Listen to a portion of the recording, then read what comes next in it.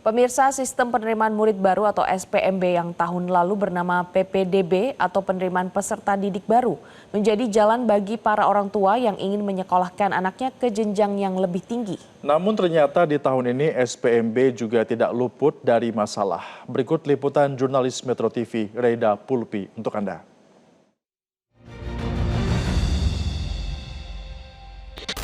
Seleksi penerimaan murid baru atau SPMB lagi-lagi tahun ini bermasalah, pemirsa.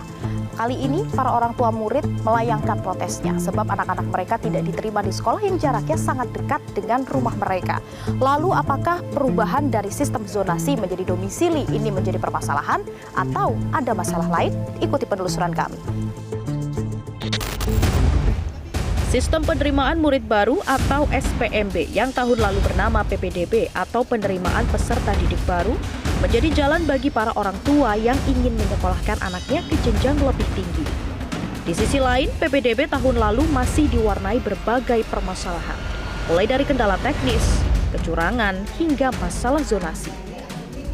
Namun ternyata di tahun ini proses SPMB juga luput dari masalah. Setidaknya bagi sejumlah orang tua yang mendaftarkan anaknya di SMA Negeri 3 Tangerang Selatan. Sistem zonasi yang kini berubah menjadi domisili ternyata tak lantas membuat anak-anak mereka dengan mudah melenggang ke sekolah yang jaraknya hanya selemparan batu dari rumah mereka. Setidaknya 33 anak gagal masuk. Buntutnya, protes orang tua hingga berujung penyegelan jalan menuju SMA Negeri 3 Tangerang Selatan.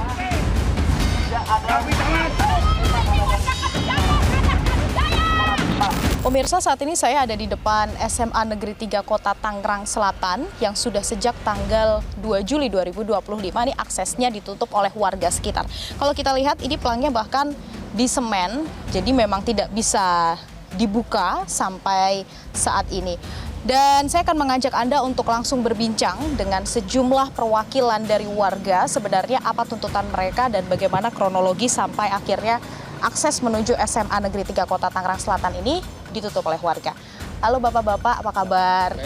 Bapak, ini kalau kita lihat ini kan salah satu alasan kenapa ditutup begitu akses menuju SMA Negeri 3 karena warga sekitar anak-anaknya tidak diterima. Sebenarnya ada berapa anak yang kita berikan kepada kepala sekolah bersama dinas yang terkait ada 33 dari 7 RW. Itu jaraknya paling dekat berapa meter dari sekolah?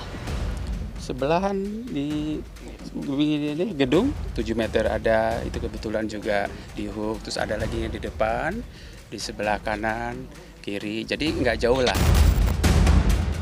Perubahan sistem zonasi menjadi domisili pada tahun ini juga disayangkan orang tua. Sebab ternyata nilai justru menjadi pertimbangan utama. Nah, itu yang belum terlalu detail ya. Kalau kita mau melihat dari nilai, itu kan hasil dari rapot saja. Dari yang selama 5 bulan, kalau tidak salah tolong dikoreksi. Dan juga setiap sekolahan itu akan berbeda-beda tentang penilaiannya. Kecuali kalau kita melakukan dengan penilaian ujian nasional, itu akan serentak. Saya rasa penilaiannya akan lebih fair, lebih apa. Ia menyayangkan jika warganya tak bisa bersekolah di sana. Sebab SMA Negeri 3 terletak di tengah pemukiman warga dan menggunakan fasilitas umum milik warga untuk beberapa kegiatan ekstrakurikuler. Pihaknya berharap permasalahan sistem tahun ini bisa diperbaiki ke depan. Sudah ada komunikasi mungkin dengan pihak sekolah atau dinas pendidikan atau bahkan kementerian? Oh iya. Kemarin kita dari Wong Pitu hadir di ruangan kepala sekolah, disaksikan oleh dinas terkait, kepala sekolah dan jajaran, dan juga dari keamanan, dari Babinsa, dari kepolisian hadir, dan juga dari wartawan juga, di dalam juga hadir. Kita menyampaikan beberapa hal dan mengenai data sudah kami berikan, per RW ada berapa, sampai RW 16, jadi sudah kami berikan. Kami sekarang dijanjikan oleh pihak sekolah bahwa aspirasi ini akan disampaikan oleh dinas terkait khususnya di provinsi dan kementerian. Nah, kami sedang menunggu. Kami sebagai pengurus warga lingkungan juga menghendakkan semuanya dalam kondisi kondusif lah. Tidak ada yang mau istilahnya merusak atau memberikan nama tidak baik khususnya kepada SMA Negeri 3 ini. Cerita Ahmad dan warganya bukanlah satu-satunya cerita pedih selama SPMB 2025. Kami mendatangi SMA Negeri 6 Tangerang Selatan yang letaknya tak jauh. Kisah yang sama. Setidaknya 9 anak sekitar terdepak karena sistem domisili yang tak murni hanya menggunakan jarak antara tempat tinggal dan sekolah.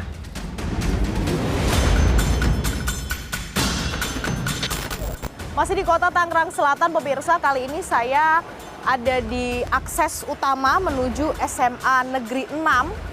Ditutup masih dengan tulisan yang hampir sama dengan SMA Negeri 3 Tangerang Selatan. Namun di sini tampaknya pintu digembok sehingga tidak bisa dibuka. Kemudian kami sedari tadi melihat satu-satunya akses jalan yang bisa digunakan oleh para siswa adalah jalan sekecil ini. Sehingga jelas untuk kendaraan tidak bisa masuk karena ini merupakan akses utama. Sementara kalau kami lihat di dalam ada satu akses lagi lebih kecil, itu pun juga ditutup oleh warga. Nah, ternyata permasalahan ini bukanlah satu-satunya permasalahan di SPMB tahun 2025. Masih ada permasalahan-permasalahan lainnya.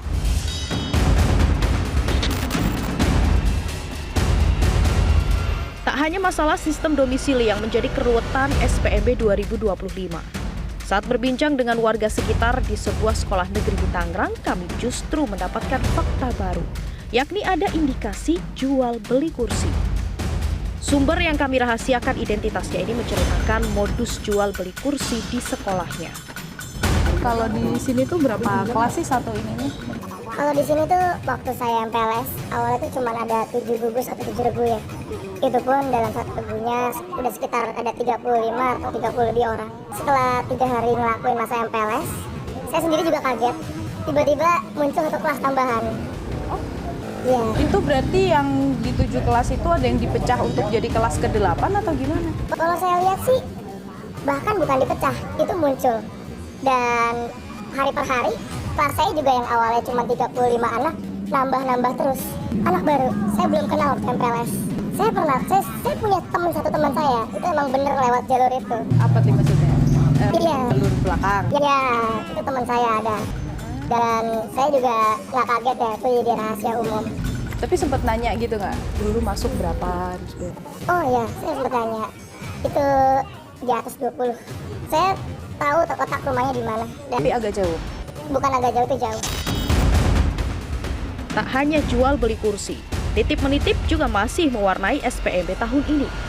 Pada akhir Juni lalu, masyarakat digemparkan oleh tangkapan layar memo yang diduga berisi titipan calon siswa oleh Wakil Ketua DPRD Banten, Budi Prayogo yang kini sudah dicopot dari jabatannya. Ubaid Matraji, Koordinator Nasional Jaringan Pemantauan Pendidikan Indonesia menyebut jual beli kursi sudah menjadi rahasia umum. Tak jelasnya sistem SPMB menjadi salah satu penyebabnya. Kasusnya tidak hanya di satu provinsi atau kabupaten kota, tapi ini merata di mana-mana. Gitu. Bahkan banyak sekali ya nama yang ada di pengumuman dengan yang masuk di MPLS itu berbeda, gitu ya. Jadi banyak sekali siswa-siswa titipan, selundupan yang namanya tiba-tiba masuk sekolah tanpa melalui proses online sistem mendaftar, punya akun dan seterusnya gitu ya. Jadi mereka datang ke sekolah lalu ada semacam calo gitu ya, yang memfasilitasi mereka untuk membantu mereka memasukkan ke dalam sistem online gitu. Bahkan di sekolah-sekolah tertentu mereka tidak perlu masuk dalam sistem online tapi tiba-tiba masuk dalam pengumuman bahwa namanya lulus gitu. Penerimaan murid baru di sekolah negeri dari tahun ke tahun tak pernah lepas dari permasalahan, pemirsa. Perubahan sistem membuat orang tua kebingungan serta sederet permasalahan lainnya. Tentu ini perlu menjadi pembelajaran penting agar tak kembali terulang pada tahun depan. Dari Jakarta, tim liputan Metro TV. Jelajahi cara baru mendapatkan informasi. Download Metro TV Extend sekarang.